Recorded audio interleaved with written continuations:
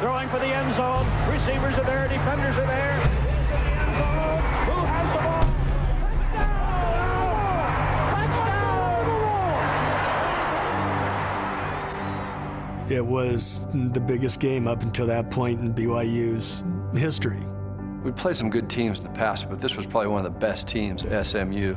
We were outplayed completely for about 56 of the 60 minutes of the game. We were about 20 points behind with 3.5 minutes left in the game. Had been beaten soundly all night long. Coach sent into the punting team, and I told the offense to huddle up.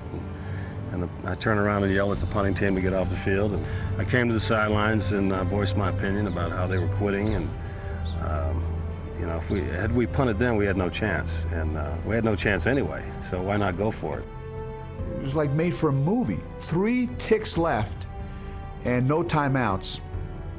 And then he throws the ball. I thought he was trying to throw the ball out of the stadium.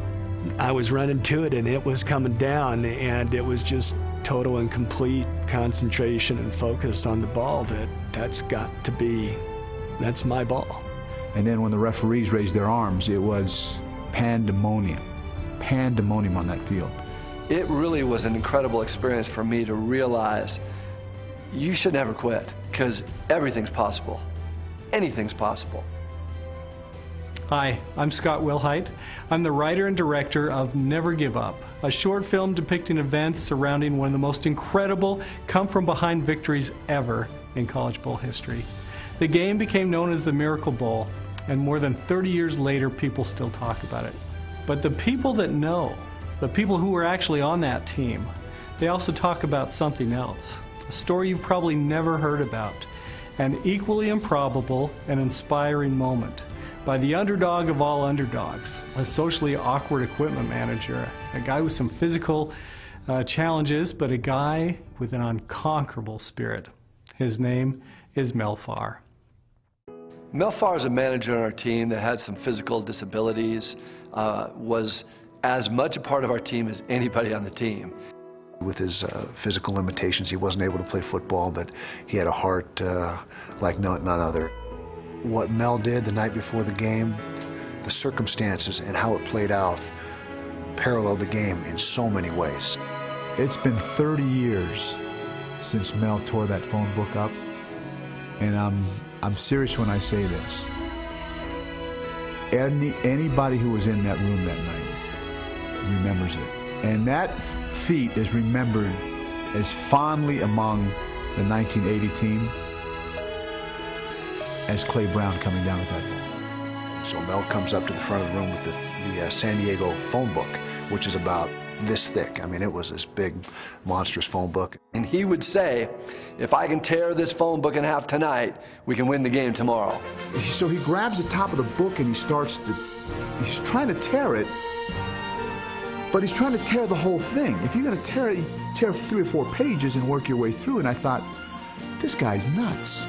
He was sweating, he was gritting his teeth. And he could not tear that phone book. He couldn't get it to budge. And he wouldn't give up. I mean, there was no way, he would have died right there on the floor sooner than give up. I don't really know what the full time was, but it seemed like about a half an hour. Jim McMahon went up there to Mel to say, hey, that's all right, Mel, or whatever. And Mel, you know, he slashed at him and got him away. So I tried to go up and help him, and he just pushed me away like, you know, get out of here, Mac, because I got it. Mel looked and stared at McMahon and said, McMahon, I'm gonna do this, don't quit. Mel's turning purple by this point. I mean, he is completely purple. The veins are popping out of his head. And now people were chanting his name. Mel, Mel, Mel, Mel.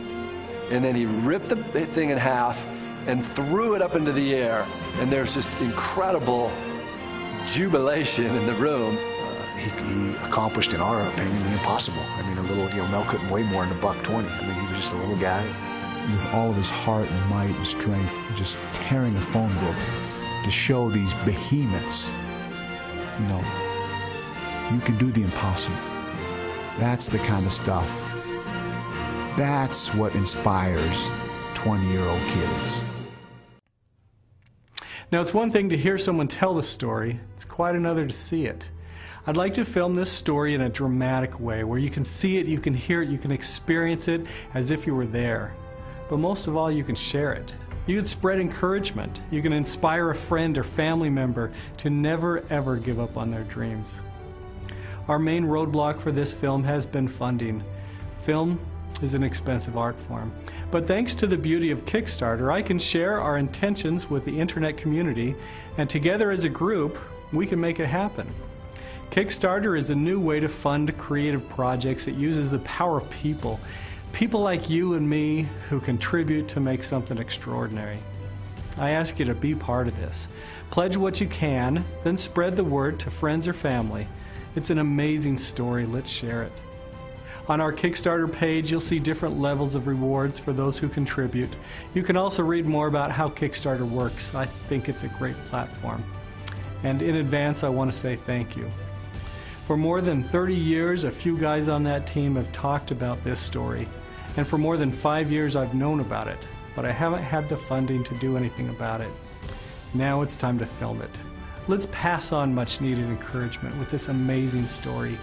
Never give up.